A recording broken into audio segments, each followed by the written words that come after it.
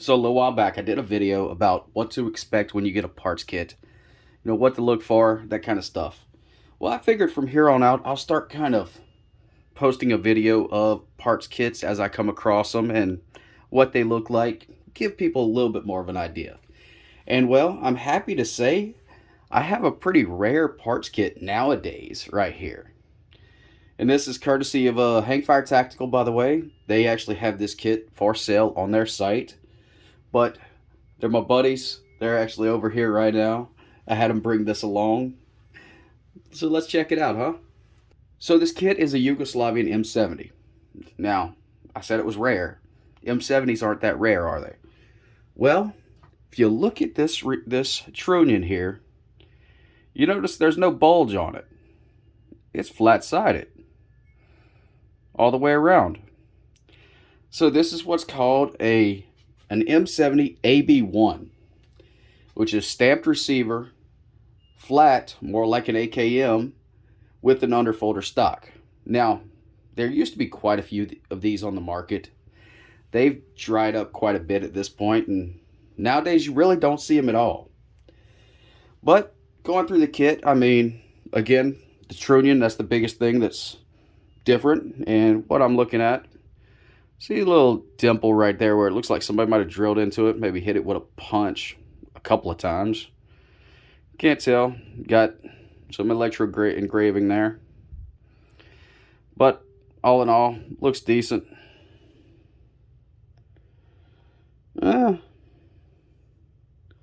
Looks like someone actually drilled out this hole a little too big there.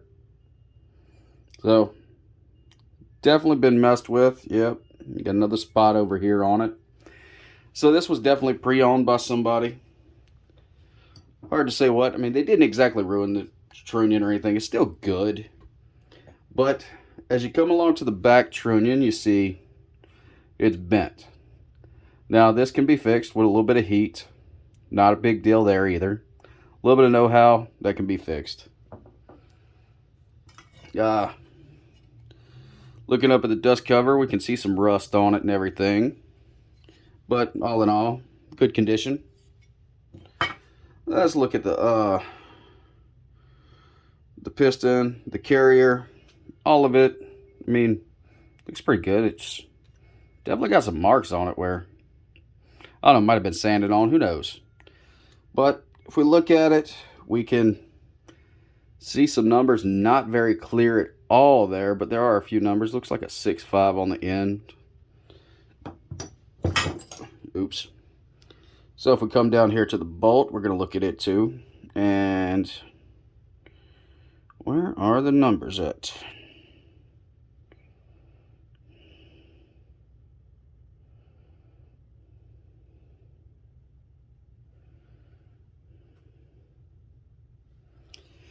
On the bolt, I see a 2.9 right here, but I can't really make out the rest of the numbers.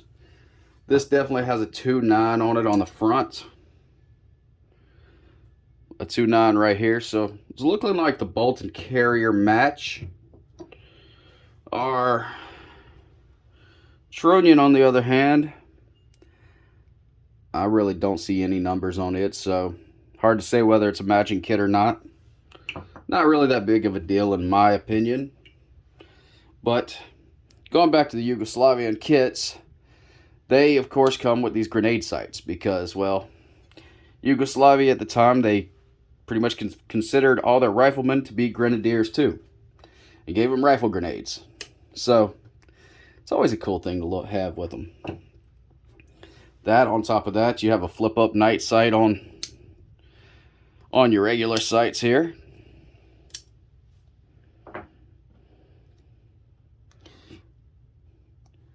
Going back to this gas block for a second, you got the grenade sights. This is actually a cutoff valve as well, so it cuts off gas flow, basically making your rifle a bolt action, so that basically you don't have a bunch of back pressure when you fire a rifle grenade off. We'll take a look at our rear sight base real quick. You see, got the Zastava logo on it and everything. Checking these out. I know this thing flips down. It's a little tough, but You got your regular sight, and then you flip up night sight, just like on the front. Now, the AB1s were underfolders, and you've got your underfolder stock, Yugoslavian style. Pretty good. Alright, so now when you get an underfolder kit, you also have a bunch of little pieces that come with it that are part of the underfolder mechanism. That, it's really not that hard to put together and everything. It's just, there's a lot there, so it may be overwhelming at first, but yeah, it's not too bad. This one, okay, so some Yugoslavian kits, you'll come with a telescoping mechanism in here. This is the two crossed wires, like normal. Spring feels fine. Most of the time they are fine. We got a cleaning rod with it, which is always a plus.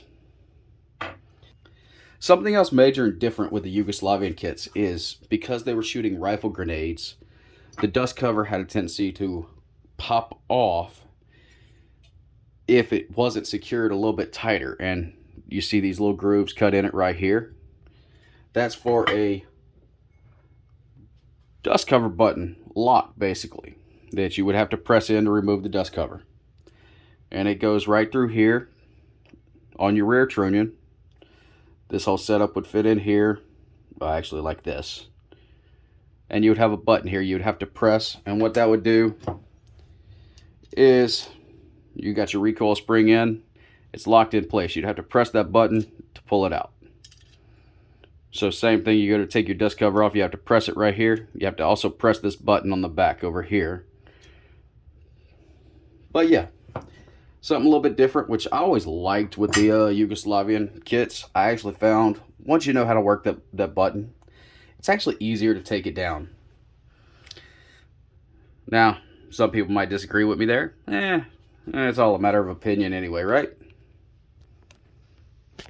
Well, we've got our plastic grip with a piece of paper on it, tape, that's from wherever it came from. Alright, something else different about Yugoslavian kits, and this is pretty much all Yugoslavian kits for the most part, is they come with this little setup right here. Instead of a T-nut for the grip, you have this instead that actually gets riveted onto your receiver and basically works just like that. So yeah, I mean, looking at everything looks pretty good on the kit. There's a few minor things. So this thing's bent up and the piece is actually missing that goes through here, the lock itself. Honestly, if you can find one of these pieces, it's an easy fix. Bending it back out take a little bit of time, but it's really not a hard fix either. You might can find the whole thing somewhere and replace it. And checking out the wood, we got some dents and dings and character in the wood. So this one, a little bit more, you can see the grain, pretty good. I always like wood that's got some damage to it, that's got some history. But that's just me. But real quick for the kit, I mean, that's it for the most part. Nice little kit. Whoever gets it, they're gonna have a nice little gun off of it. Hopefully it's me that gets it. I just don't have the money to buy it right now. So anyway, thanks for watching, everyone. Hope you enjoyed. Have a good one.